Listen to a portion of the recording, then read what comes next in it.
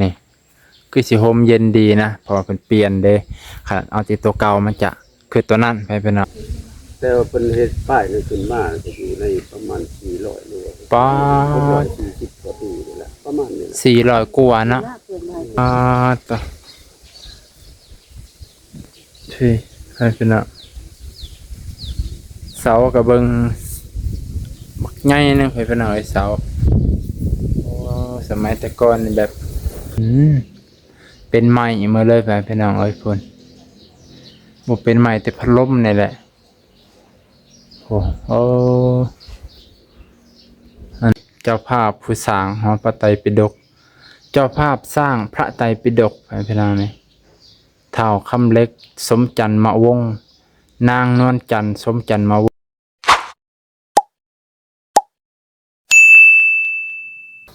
สบายดีพ่อแม่พี่น้องเบิดสุขุสุคนยินดีต้อนรับเข้าสู่ช่องบ่าวนง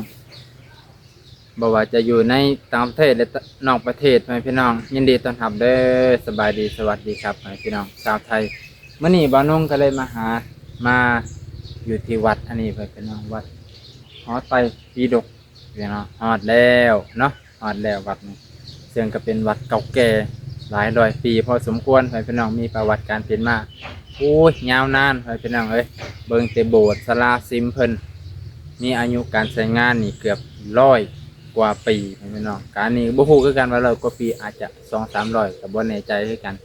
เนาะถ้าผู้ใดฮู้ก็ฝากคอมเมนต์ไว้ใต้คลิปเด้อพ่อแม่พี่น้องเนาะเดี๋ยวสิพาไปเบิ่งโบสถ์เก่าๆซิมเก่าๆพ่อแม่พี่น้องโบสถ์ซิมหอแจกหรือศาลาประเรียนนั่นแหละพ่อแม่พี่น้องไปเบิ่งนํกันซึ่งมันเป็นไม้เบิดพ่อแม่พี่น้อง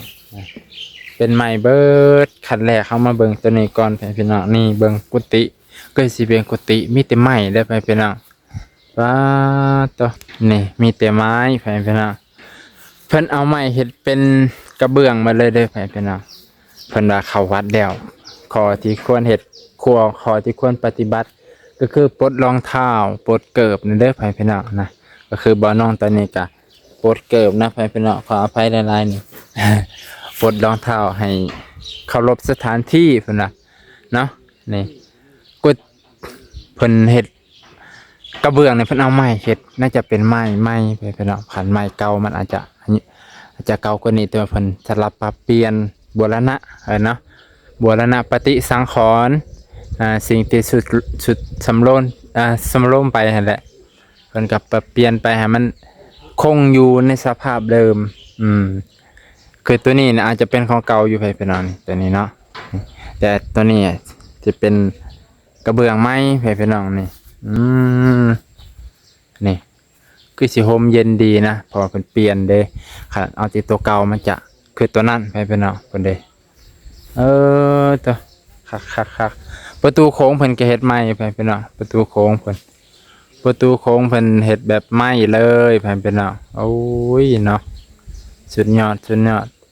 กุฏิกุตังเป็นไม้เบิดได้ไปเป็นเอาชื่อหอพระไตรปิฎกบางคนอาจจะสงสัยได้ไปเป็นเอานี่เรียกมาทางนี้ไปเป็นเอานี่ผลกรขึ้นหอพระไตรปิฎกถ้า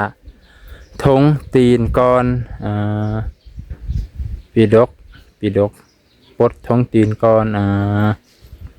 ต้องปลดตีนก่อนปลดทงตีนนะกรุณาปลดเกิบผู้ยิ่งหามนงส่งขึ้นคือบอนี่แหละพี่น้องเนาะเพิ่นหอพระไตรปิฎกคือเพิ่นบรรจุพระไตรปิฎกที่เก่าแก่ที่อายุเก่าแก่ที่สุดพี่น้องเพิ่นบรรจุไว้อยู่ทางในนั่นแหละพี่น้องเพิ่นจะล็อกไว้อยู่ทางในหลายฉบับคันว่าแล้วก็รวบรวม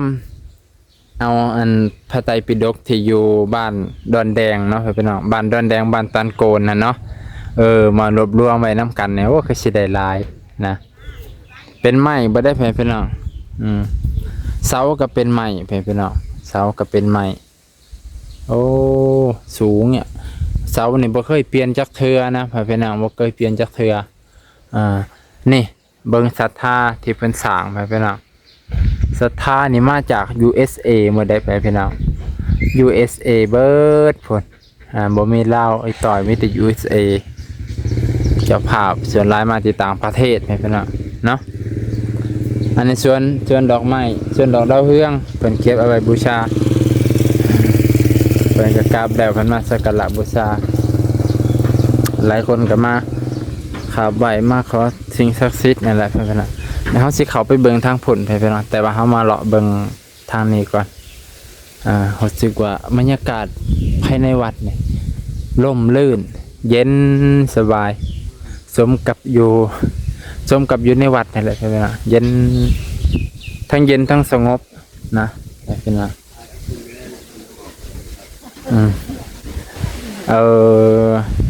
อันนี้ก็กุดเป็นหอเพิ่นหอน้อยๆหอบอนบูชาบอนสักการะบูชาเอาดอกไม้ธูปเทียนต้นดอกไม้ไปสักการะบูชาแต่ก็บ่ฮู้ว่าเพิ่นไปวางไว้หม้องใดถ้าบูชานำเพิ่นแหละ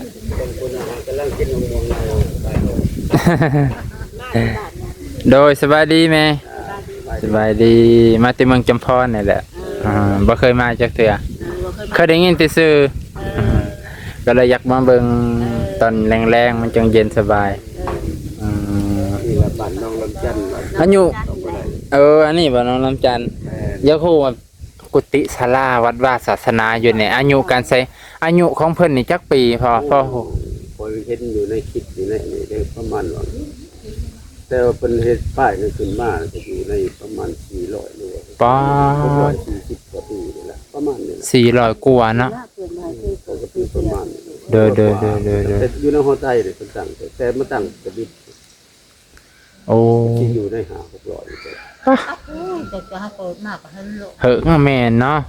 เกิดมาก็เห็นโลดรุ่นพ่อรุ่นแม่รุ่นปู่รุ่นย่าก็จักว่าเขาเห็นก็เขาเห็นจักเกิดเขาบ่ได้แห้งยำในเขตในวัดอันนี้นี่สร้างคนหมู่บัดยกครูมาแต่ไทยมาเฮียนจังซี่แต่มันมีหอกองเด้อหอโรงเรียนต้องต้นนางคอยบวชก็ยังโรงเรียนเด้อเด้อเป็นลานเสาบ่ใจมายันเหยียบตะปูก็ตีเอาเด้อที่นี่เอาเหล็กมาตีเป็นตะปูโอ้ยเนาะตีเอาแล้วก็ใส่ซี่ใส่ไล่คัดเอาเนาะ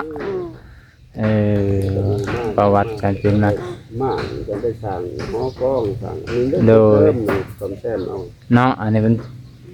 เริ่มแล้วมันผุมันพังเพิ่นก็บูรณะเอาเนาะอยากให้มันอยู่ในสภาพคือเก่าคือเก่าอยากให้ลูกหลานรุ่นเล่นหล่อนพอได้เห็น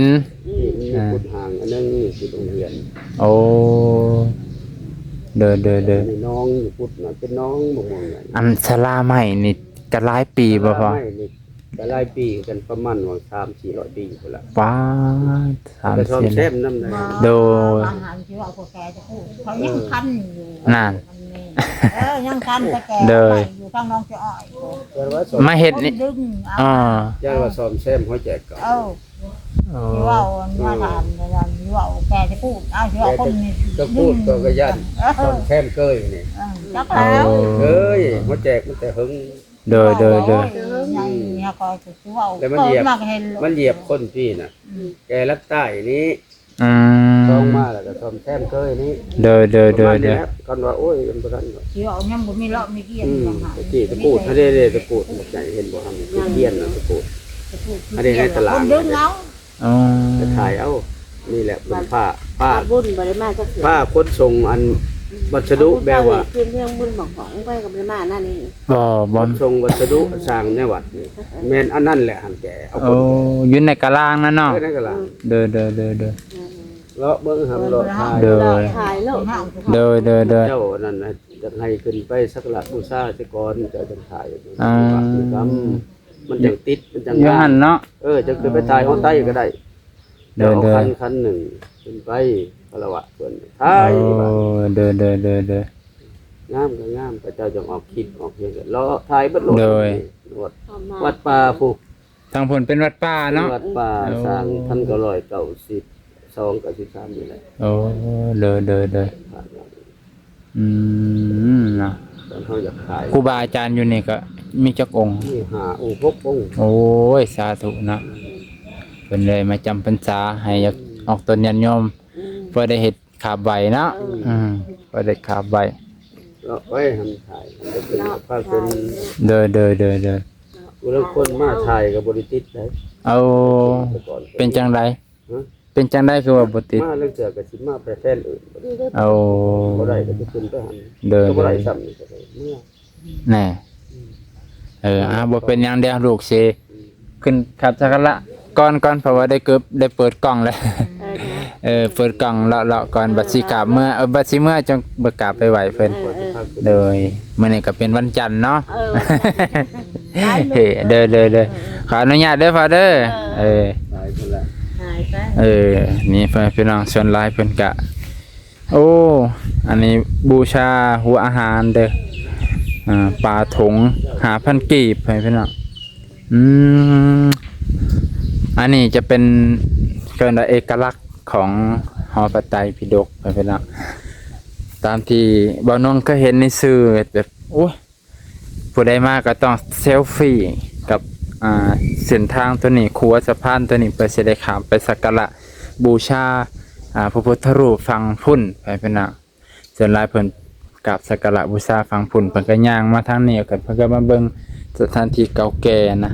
แต่ว่าทางนี้เพิ่นน่าจะสร้างเพิ่งสร้างมาไปเป็นน่ะอันนี้ก็เป็นหอเพิ่นน่าจะเอาไว้บรรจุพระไตรปิฎกสมมุติว่ามันอันนี้เนาะก็บ่แน่ใจคือกันพระไตรปิฎกบ่หรือใบลานบ่ไปเป็นน่ะโอ้ยนี่ไปเป็นน่ะคักเด้ไปเป็นน่ะเฮาสิย่างไปทางพุ่นก่อนไปเป็นน่ะย่างไปฟังพุ่นเนาะเบิ่งบรรยากาศอันนี้เพิ่นก็มีที่มันเป็นรูปเพิ่นก็บูรณะอยู่ไปพี่น้องส่วนกระเบื้องเพิ่นเนี่ยเพิ่นใช้แบบนี้เลยนี่ไปพี่น้องคล้ายๆว่าเพิ่นเจาะหูเพิ่นเอาไม้สลักเนาะบ่มีตะปูเพิ่นบ่ได้เอาตะปูตอกนะพี่น้องว่าง่ายๆซะบ่ได้เอาตะปูตอกเพิ่นเจาะหูกลางแล้วเอาไม้สอดลงมาให้มันอยู่เกาะไว้เลยไปพี่น้องคักเสยไปพี่น้องบ่รั่วบ่เนาะยามฝนนี่บ่หัวบ่เนาะพวกสิตามพี่พี่น้องไปเดี๋ยวไปเบิ่งทางพุ่นไปพี่น้องโอ้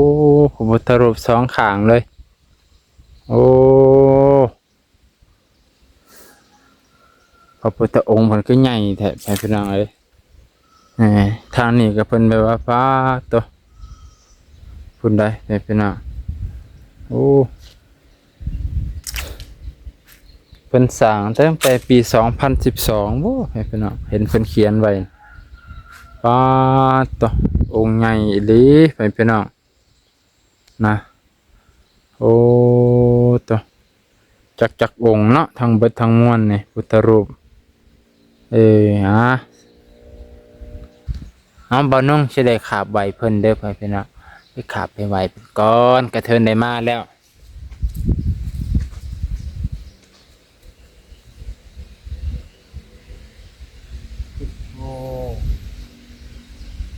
ธัมโมสังโฆนะโมตัสสะภะคะวะโตอะระหะโตสัมมาสัมพุทธัสสะนะโมตัสสะภะคะวะโตอะระหะโตสัมมาสัมพุทธัสสะนะโมตัสสะภะคะวะโตอะระหะโตสัมมาสัมพุทธัสสะอะระหังสัมมาสัมพุทโธภะคะวะพุทธังภะคะวันตังอะภิวาเทมิสวากขาโตภะคะวะตาธัมโมธัมมังนัมมัสสามิสุปฏิปันโนภะคะวะโตสาวกสังโฆสังฆังนะมามิกายเยนะวาจานะวะเจตสวาพุทโธธัมโมธัมโมสังฆังสังปฏิการทันเตียงปฏิการพลังทะเลทั้งหมด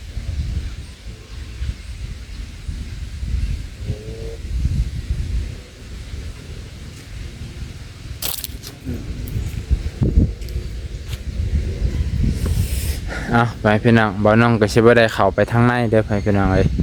บ่น้องก็สิได้กลับก่อนย่านคำไปรีวิวทางในก่อนพี่น้องไปเบิ่งทางในจังได้องค์นี้เพิ่นก็เฮ็ดใหญ่ลิสังใหญ่เลยป้าสะออนบุญเพิ่นต้นยางอ้อมเลยพี่น้องเอ้ยไปเฮาไปเข้าไปทางในดีกว่าพี่น้อง โอเคพ่อแม่พี่น้องหลังจากที่เฮาได้ข้ามไปฝั่งโน้นเฮาก็มาเบิ่งบรรยากาศเพิ่นน่ะว่าน่าจะเป็นสิมพ่อแม่พี่น้องสิมเด้อตัวนี้บ่อนี่สิมพ่อแม่พี่น้องซึ่งน่าจะเป็นพุทธสีมาเนาะโอ้คักอะไรพ่อแม่พี่น้องแบบลวดลายที่เพิ่นวาดสมัยก่อนก็ยังอยู่คือเก่าพ่อแม่พี่น้องโอ้โห โอ้งามเลยไปพี่น้องหลายคนอาจจะมารีวิวแหละแต่ว่าน้องก็บ่ค่อยได้มาจากเถื่อไปพี่น้องโอ้อันนี้จะเป็นด้านหลังไปพี่น้องด้านหลังเด้อนี่พุทธสีมาข้างๆอาจจะเป็นศาลาไปพี่น้องพุทธสีมาก็เป็นหลังเก่าพอสมควร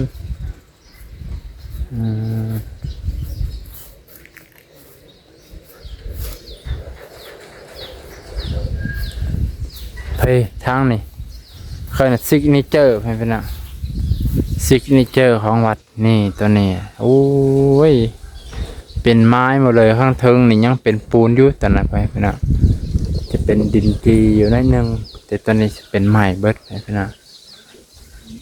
พาต่อที่ไปเป็นน่ะเสากับเบิงบักใหญ่นึงไปเป็นน่ะไอ้เสาสมัยแต่ก่อนนี่แบบไม่คือสิดีนะพี่น้องไม่ดีคักได้เนี่ยโอ้ผ่ากลางไม่ถาบได้เลยพี่น้องนะขออนุญาตเด้อพ่อแม่พี่น้องขออนุญาตครูบาอาจารย์โอ้คักแท้คักไอ้ดีพี่น้องต่อ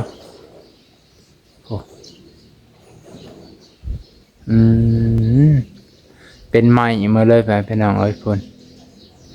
บ่เป็นไม้แต่พัดลมนี่แหละโอ้อันนี้ไม้นี่แกนคักไอ้นี่พี่น้องต่อแกนคักแกนในไอ้นี่โอ้ต่อคักขออนุญาตเดินชมกันไปพี่น้องสิโอ้ตัวเป็นแบบตำๆอะไรไปพี่น้องบริสูงนี่โอ้คักบริสูงเลยไปพี่น้องประมาณเรียนกูหัวบ่น้อง10เซน20เซนนี่แหละบ่น้องสูง165โอ้ยสะออนเด้สะออนคนสร้างไปพี่น้อง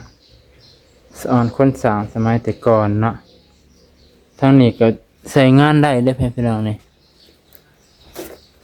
โอ้นี่คักอะไรนั่งได้เด้พี่น้องนี่นั่ง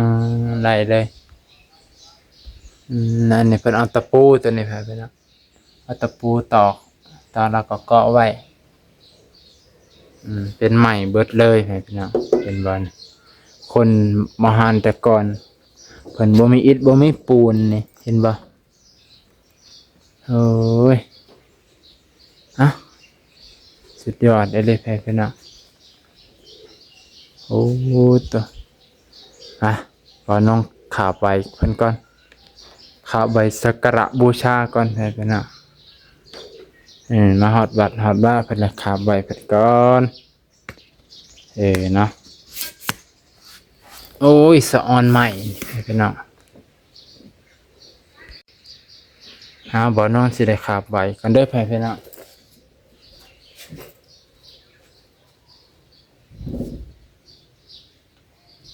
พุทโธธัมโมสังโฆล้างมาขับเอาไว้มาถึงเลยความดูรักษาเทวดาคุ้มครองลูกหลานลูกหลานมีผู้ติดตามมีผู้ชมหลายล้านมีคนสนับสนุนหลายๆสุขะโอ้ศรัทธาเลยนะเจ้าศรัทธาสั่งข้าไปปิฎกข้าวคำเล็กสมจันทร์มาวง เจ้าภาพผู้สร้างหอพระไตรปิฎกเจ้าภาพสร้างพระไตรปิฎกไปพี่น้องนี่เท่าคำเล็กสมจันทร์มะวงนางนวลจันทร์สมจันทร์มะวงไปพี่น้องโอ้ยเนาะเพิ่นก็สิบ่ได้อยู่เลยแหละเนาะแล้วก็นี่ปูนตูนสมจันทร์มะวงมีตระกูลเดียวกันเบิดไปพี่น้องมีแต่วงตระกูลเดียวกันเบิดนี่อุ่นคำสมจันทร์มะวงบุญเต็มสมจันทร์มาวงบุญตูนสุริยวันสมจันทร์มาวงบุญเพ่งสมจันทร์มาวงโอ้หลายสื่อผู้บริจาคผู้เป็นเจ้าศรัทธาเย็นได้ไปเป็นน้องอยู่เทิงเย็นไปเป็นน้องไปเฮาก็จะได้ลงไปเป็นน้องซิกนี่เจอเฮาก็คือมาเบิ่งอันนี้แหละนี่มาเบิ่งใหม่สะออนสะออนใหม่เพิ่นต่อว่าน้องก็สิได้ลงกันแล้วพี่น้องโอเคเด้อพี่น้องตอนนี้ก็ถือว่าค่ำแล้วได้เลาะวัดว่าศาสนาเมื่อกี้ก็ได้ขึ้นเบิ่งอยู่เบิ่งซิมศาลาใหม่เพิ่นนั่นแหละพี่น้องได้ขึ้นไปเบิ่งศาลาใหม่เพิ่นโอ้คักสุดยอดมีแต่ไม้ล้วนๆพี่น้องเนาะแล้วก็นี่ก็ค่ำแน่แล้วว่าน้องก็จะได้อำลาพาจากพี่น้องไปเสียก่อนเด้อพี่น้อง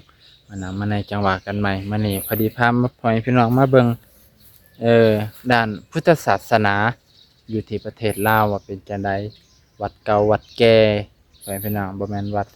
อันนี้เป็นวัดที่มีอายุยาวที่สุดแถวเขตนี่วัดนี้ตั้งก่อนเพิ่นน่ะแถวเขตนี่พี่น้องอายุของวัดนี่เกือบ400กว่าปีแล้วเพิ่นว่านะพี่น้องจะได้ก็ขอบใจขอบคุณที่รับชมวิดีโอตั้งแต่ต้นจนจบสุขุสุคนขอบคุณหลายๆเด้อขอบใจพ่อแม่ปลาลุงบ่สุขุสุคนก่อนสิกลับพี่น้องบ่น้องขอรวมทำบุญสักเล็กๆน้อยๆตามกำลังศรัทธาเนาะตามกำลังศรัทธาของบ่น้องพอดีบ่น้องก็บ่มีอะไรอื่นก็มาเข้าวัดเข้าว่าก็ร่วมทำบุญทำทานไปพี่น้องกราบไปก็สิได้ปอนบาทเพิ่นรวมทำบุญบำรุงพุทธศาสนาไปพี่น้องตามกำลังศรัทธาเนาะอันนี้คือบอนเพิ่นบูชานั่นแหละไปพี่น้องผู้ใดมาแต่ไกลมีจิตใจใส่ศรัทธาเพิ่นอยากบูชาจะมีถูกเทียนดอกไม้ขันหาบ่แม่น่ะโอ้เป็นคันหาเนาะส่วนร้ายนี่เพิ่นไปบูชาแหละเพิ่นไปไหว้อยู่ไสแม่โอ้เนาะลูกสิพอนี่เลยสั่นไปนะพุทโธธัมโมสังโฆคุณพระครูบาอาจารย์เด้อสาธุลูกบ่มีหลายแต่ลูกก็อยากเก็บด้วยบุญด้วยศรัทธาแห่งกล้าบุญรักษาเทวดาคุ้มครองขอแห้งๆเพิ่นยังสิได้ยินขอไปคอยยันเพิ่นบ่ได้ยินให้ลูกให้ร่ำให้รวยให้น้องคนนี้เป็นแม่ต้องใส่ให้ปลอดภัยเด้อให้ปลอดหอมแห้งเทวดาคุ้มครองให้บุญรักษาครอบครัวผู้ขาอย่าทุกข์จนเด้อทุกข์ลำด้วยถูกมันฮอกโตเอาตรงๆเลยได้เอาลูกหลานกลับไว้เมื่อก้อนใบนี้สาธุมาเนี่ยจะเป็นเราได้บุญได้บุญหลายมาเนี่ยไปพี่น้องบัดนี้ก็สิได้อำลาพาจากเพิ่นก่อนสิได้เมื่อก่อนบัดนี้ไปพี่น้อง